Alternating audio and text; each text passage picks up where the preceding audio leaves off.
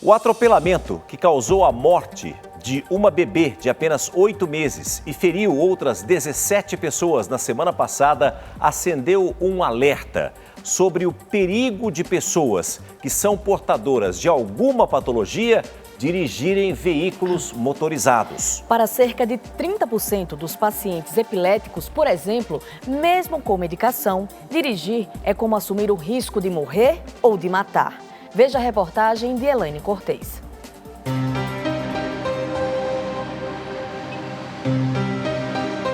De repente, um apagão. Segundos depois, imagens de uma tragédia.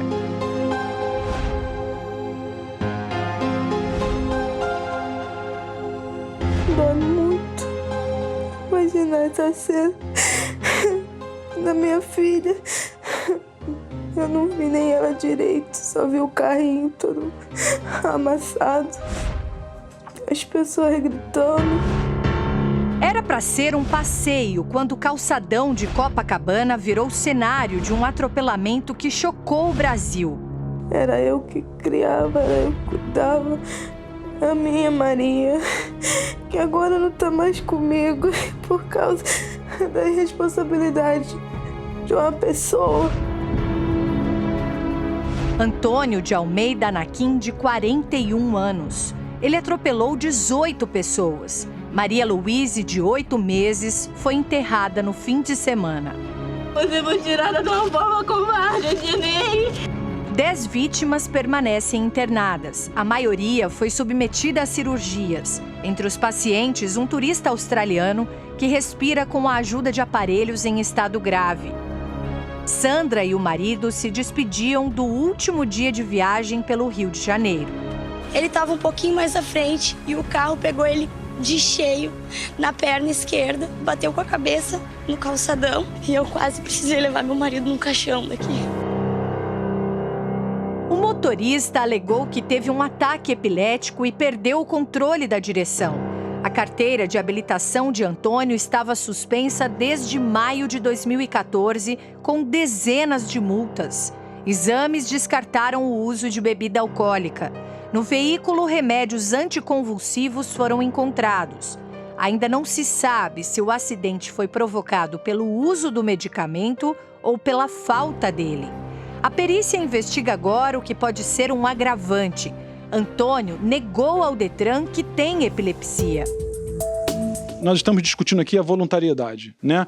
Ele teve a intenção de praticar esse crime. O que nós temos nesse momento, até o momento, é que é uma ausência de voluntariedade. Eu estou discutindo o crime no âmbito culposo. A gente não pode acarretar uma intenção. Ele não tinha, no caso, a intenção. Agora, se ele foi imprudente, negligente, se nesse caso as informações... Isso tudo pode agravar a situação dele na investigação. Ele vai responder por todas as lesões corporais, pelo homicídio culposo, pela questão do homicídio.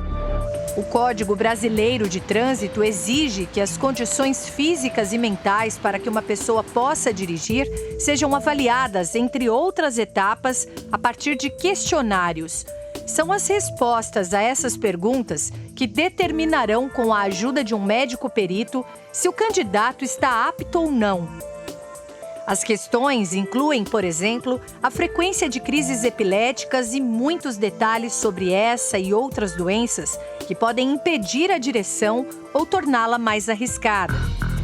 Em 70% dos casos, pacientes com epilepsia controlam as crises convulsivas com remédios e podem ser habilitados com a responsabilidade de um médico, desde que não usem nenhuma substância que corte o efeito dos medicamentos e nem deixem de tomá-los corretamente. Mas, para cerca de 30% dos pacientes epiléticos, dirigir é como assumir o risco de morrer ou de matar. Qualquer pessoa que tem epilepsia refratária pode ter crise em qualquer momento, né? É o caso de Eduardo. Ele tem um tipo de epilepsia que não pode ser controlada nem mesmo com remédios. Essas pessoas, quando elas vão tirar a carta, elas precisam avisar que elas têm epilepsia, tem um protocolo a ser preenchido e respeitado, e aí sim ela pode receber a carta.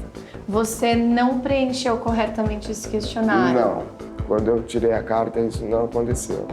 Ele tinha 18 anos e uma falsa sensação de controle da doença. Eu achei que eu poderia tirar e que estava tudo bem, que não ia acontecer mais nada. Mas depois, com o tempo, quando as crises voltaram, eu comecei a perceber que eu me colocava em risco e eu colocava em risco as outras pessoas também. Eduardo poderia ter provocado um acidente como o que Antônio se envolveu. A gente não está mexendo só com a nossa vida, né? A gente está mexendo com a vida dos outros. Não é só um medo, é uma questão de respeito. Negar uma limitação, assumir uma autonomia que não é plena, acontece com muitas pessoas em tratamento. O medo de você perder essa oportunidade de ter o carro nas mãos. É exatamente isso. Para algumas pessoas, isso é uma sensação de poder. Você não está enganando a pessoa que vai ler o relatório lá, o questionário, e vai não, realmente ele tem condições. Você está enganando a si mesmo. Nos próximos dias, laudos médicos vão indicar se também foi um problema de saúde que provocou outro grave acidente na mesma sexta-feira que assustou quem passava pela praia de Copacabana. Em Brasília, Luciana Pupi Vieira, de 46 anos, estava acima do limite de velocidade quando atropelou e matou um casal de idosos que passava pelo Lago Norte.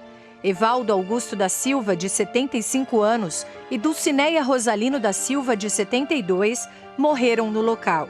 A motorista está em coma induzido, em estado grave. O atropelamento pode ter sido provocado por um mal súbito. A condutora teria o tipo mais grave de diabetes. Com relação à possibilidade dela ter tido um mal súbito, isso vai ser averiguado durante as investigações. E aí são provas que a própria defesa dela tem que produzir. Os acidentes provocaram esse debate. População e autoridades discutem o assunto em busca de alternativas para evitar outras mortes.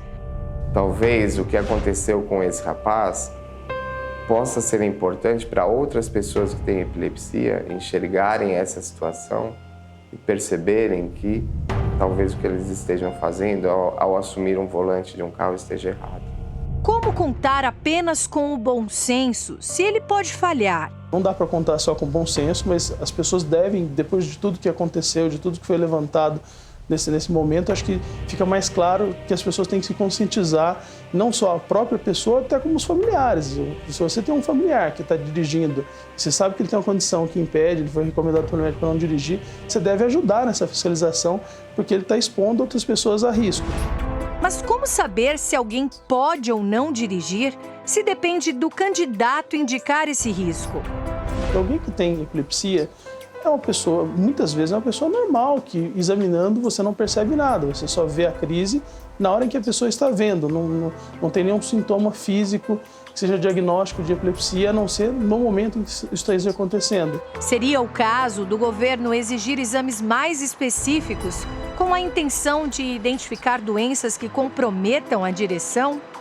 Exames como ressonância magnética, tomografia, eletroencefalograma, por exemplo, mostrariam a epilepsia? Podem ou não mostrar. Essa é a grande dificuldade. Pessoas que têm epilepsia podem ter esses exames normais? Sim. Alguns pacientes com epilepsia têm todos os exames normais. E mesmo assim têm crises epiléticas que incapacitariam para a direção. A discussão entre os médicos é se deveria existir uma notificação compulsória ao Detran após diagnosticar determinadas doenças. Isso resolveria o problema? Isso resolveria provavelmente o problema, mas criaria outros problemas. São muitas perguntas. O consenso, por enquanto, é de que a punição pode diminuir o risco. Eu acho que tem que ser como o álcool. Uma pessoa, como é que você impede que a pessoa que bebeu entre no carro e comece a dirigir? A gente não consegue fazer isso. O que foi definido no Brasil atualmente? Tolerância zero. Se você for pego dirigindo bêbado, você vai ser severamente penalizado. Acho que se ficar mais claro que se você estiver dirigindo de uma forma, e você esteja inapto, que você vai ser penalizado por isso. Acho que isso talvez ajudasse com que as pessoas entendessem mais a importância de que isso tem e as consequências que isso pode levar não só para a sua vida, como para a vida dos outros. Uma coisa é certa, não pode depender apenas do motorista. Pela sua experiência médica, os pacientes que estão inaptos por alguma questão de saúde seguem a orientação de não dirigir? Frequentemente não. Vários pacientes que eu acompanho só pararam de dirigir depois que se envolveram em um acidente grave. Acordaram dentro de uma loja com o carro, no meio do resgate, sendo resgatado, procurando onde é que está meu filho, o que aconteceu com meu filho, será que ele machucou? Eles só param nessas condições e muitos não param.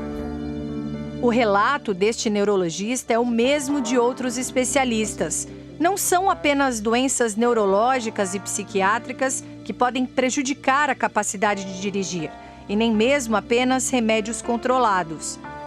Problemas cardiológicos, alguém que tem arritmias frequentes, com desmaios, perda de consciência por conta de alteração de pressão, isso pode afetar. Um paciente que está com diabetes muito descompensado, fazendo alterações da glicemia, hipoglicemia, isso pode acontecer. Alguém que tem uma doença respiratória muito grave, em que tem a baixa oxigenação e às vezes a pessoa fica meio alterada. Você tem um reumatismo e está tomando um monte de remédio forte, como aqueles derivados da morfina, você pode ficar completamente fora do ar e pode causar um acidente também. Então não é só a epilepsia que torna uma pessoa inapta para dirigir, às vezes não definitivamente, mas pelo menos por um certo período da vida. Demência é um problema sério também. Pacientes começam a ter Alzheimer, outros quadros. Frequentemente eles não percebem que eles estão ficando inaptos e estão perdendo a habilidade para dirigir, continuam dirigindo. É outra situação que é extremamente difícil conseguir fazer com que eles parem de dirigir. A lista de riscos é imensa. Há casos em que a doença pode ser grave, mas estando controlada, dirigir é permitido. Em outros, o diagnóstico é mais simples, mas os efeitos dos remédios não. Algumas fórmulas reduzem os reflexos, provocam alucinações, aumentam a sonolência, diminuem a capacidade motora e comprometem inclusive a visão. A questão não é a doença, mas o nível de acometimento que a doença está promovendo. E às vezes é difícil a pessoa entender que no começo podia, mas chega um ponto que não pode mais. E qual é esse corte de onde se deve parar a direção? Pacientes que assumem a direção e sofrem os efeitos colaterais provocados por medicamentos que alterem os sentidos, sejam eles controlados ou não, estão sujeitos aos mesmos riscos que uma pessoa completamente embriagada teria ao dirigir. Assim como o mal-estar súbito provocado por várias doenças, não só a epilepsia, pode ser mais rápido do que uma fração de segundos para ver uma mensagem na tela de um celular. Conscientização e fiscalização. Como saber se a carteira de motorista está nas mãos de pessoas realmente habilitadas? Como controlar quem tem algum problema de saúde que impede a direção? Como começar a semana sem outras notícias como essa? Querer dirigir e poder dirigir. Questões de vida ou morte. Justiça! Justiça! Esse é um caso. Eu tenho certeza que se a gente pensar que tem no Brasil de 2 até 3, algumas regiões até 3% da população tem epilepsia, então é um número de pessoas muito grande. Então tenha certeza que quando você sair, andar pela rua e você cruzar alguns carros, muitos deles têm pessoas com epilepsia dirigindo.